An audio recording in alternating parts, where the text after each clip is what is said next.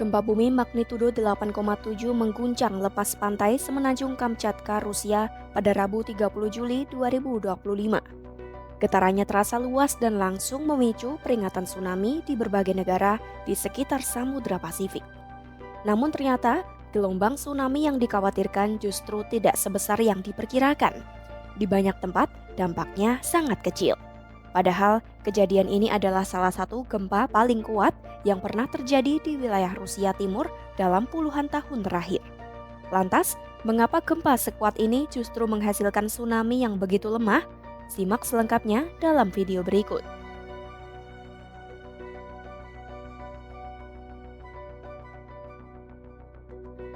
Gempa kuat yang mengguncang Kamchatka, Rusia memicu peringatan tsunami di berbagai negara, termasuk Jepang, Cina, Hawaii, dan sebagian wilayah Amerika Serikat.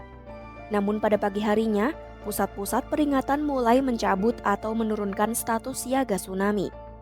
Gelombang besar yang ditakutkan tidak muncul. Di banyak lokasi, tinggi gelombangnya kecil dan tidak berbahaya. Padahal, ini adalah salah satu gempa paling kuat dalam puluhan tahun terakhir di wilayah Rusia Timur. Menurut ahli geofisika dari Universitas Oregon, Diego Melgar, salah satu alasan mengapa tsunami yang dihasilkan begitu lemah berkaitan dengan besar kecilnya gempa itu sendiri. Walau tampaknya sangat kuat, gempa Kamchatka sebenarnya masih di bawah kekuatan gempa-gempa yang pernah menimbulkan tsunami besar. Melgar menjelaskan gempa kali ini diperkirakan berkekuatan 8,7 atau 8,8 pada skala magnitudo. Sebagai perbandingan, gempa yang menyebabkan tsunami besar di Indonesia pada 2004 dan di Jepang pada 2011 masing-masing memiliki kekuatan sekitar 9. Sekilas angka-angka ini terlihat mirip, namun skala magnitudo gempa bersifat logaritmik. Itu berarti gempa berkekuatan 9 melepaskan energi sekitar 10 kali lebih besar daripada gempa 8,7 dan sekitar 3 kali lipat lebih besar dari gempa 8,8. Gempa yang terjadi hari Rabu itu juga berada di zona subduksi, yaitu daerah di mana satu lempeng tektonik bumi bergerak menukik ke bawah lempeng lainnya. Proses ini bisa menyebabkan dasar laut terangkat atau turun, yang pada akhirnya bisa menciptakan gelombang tsunami. Model awal menunjukkan gempa tersebut terjadi di dasar laut yang panjangnya ratusan mil. Semakin lama retakan aktif terjadi, semakin besar pula kekuatan tsunami-nya. Namun, ukuran gelombang yang dihasilkan ternyata tidak hanya bergantung pada panjangnya retakan atau besar energinya. Melgar menyebut kekuatan tsunami juga sangat bergantung pada detail-detail kecil dari gempa seperti kedalaman gerakan di berbagai bagian di sepanjang garis pertemuan kedua lempeng tektonik. Menurutnya, setiap gempa bumi memiliki karakteristik yang berbeda. Para ilmuwan masih terus mempelajari detail dari peristiwa gempa ini dan butuh waktu berminggu-minggu hingga berbulan-bulan untuk benar-benar memahami apa yang sebenarnya terjadi di bawah permukaan laut. Kemungkinan besar gempa kali ini tidak cukup kuat untuk memicu tsunami yang sangat besar. Meski begitu, gempa tersebut masih termasuk gempa yang sangat kuat. Tinggi gelombang di daerah terdampak seperti di AS pun berbeda-beda.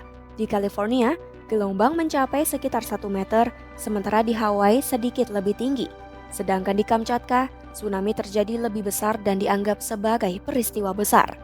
Menariknya, lokasi gempa ini juga pernah mengalami kejadian serupa pada tahun 1952. Saat itu, gempa besar memicu tsunami setinggi 3,5 meter yang mencapai Hawaii tanpa peringatan dini. Kini situasinya jauh berbeda. Berbagai pusat peringatan tsunami di wilayah Pasifik langsung bereaksi saat gempa terdeteksi. Meskipun akhirnya tsunami yang datang sangat kecil, sistem peringatan telah bekerja sebagaimana mestinya.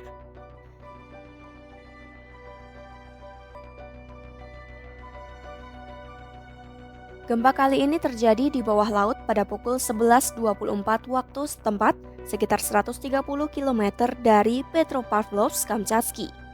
Tsunami memang terjadi, namun hanya sedikit korban terluka yang dilaporkan dan tidak ada korban jiwa serius. Gempa ini juga menyebabkan beberapa gempa susulan, tapi kerusakan di wilayah Kamchatka dan Kepulauan Kuril tidak terlalu parah. Laporan media Rusia menyebutkan gelombang tsunami yang ditimbulkan dari gempa itu setinggi 19 kaki. Di Severokurilsk, 4 gelombang tsunami dilaporkan menerjang kota. Air laut masuk hingga 200 meter ke darat, membanjiri pelabuhan dan mendorong kapal-kapal kembali ke laut. Salah satu pelabuhan juga terendam air dan panel langit-langit di bandara jatuh, melukai seorang wanita. Menteri Kesehatan setempat mengatakan ada beberapa orang yang terluka, meski begitu tidak ada yang terluka parah. Sekitar 60 peselancar juga berhasil dievakuasi dari pantai. Di ibu kota Kamchatka, sebuah taman kanak-kanak mengalami kerusakan, untungnya saat itu di sana sedang kosong. Selain itu, di salah satu rumah sakit di ibu kota regional Petropavlovsk-Kamchatsky, dinding ruang operasi tampak bergetar. Banyak video yang diunggah warga menunjukkan bangunan berguncang, tapi tingkat kerusakan masih belum sepenuhnya diketahui. Gubernur setempat mengatakan butuh waktu sekitar seminggu untuk menilai keadaan. Pemerintah setempat kemudian mengimbau toko dan bisnis untuk tutup mulai pukul 1 siang. Jalur pendakian dan taman gunung berapi juga ditutup selama 5 hari ke depan karena masih ada aktivitas gempa. Kamchatka adalah wilayah terpencil di Rusia dengan sekitar 300.000 penduduk. Wilayah ini terkenal dengan keindahan alamnya, ikan yang melimpah, dan banyak gunung berapi. Infrastruktur di sana terbatas, hanya ada sedikit jalan beraspal dan tidak ada jalan yang menghubungkan ke daratan utama. Bangunan di Kamchatka umumnya hanya beberapa lantai dan dibuat dengan material yang kuat terhadap gempa sehingga kerusakan besar bisa dihindari. Gempa besar di Kamchatka, Rusia memicu peringatan tsunami, tapi gelombang besar yang merusak tidak terjadi. Ini karena energinya lebih kecil dari gempa dahsyat seperti di Indonesia pada 2004 dan Jepang pada 2011. Selain itu, karakter gerakan lempeng dan kedalaman patahan juga ikut memengaruhi. Faktor-faktor inilah yang membuat tsunami yang terjadi begitu lemah. Simak terus informasi global terkini hanya di YouTube Kompas.com.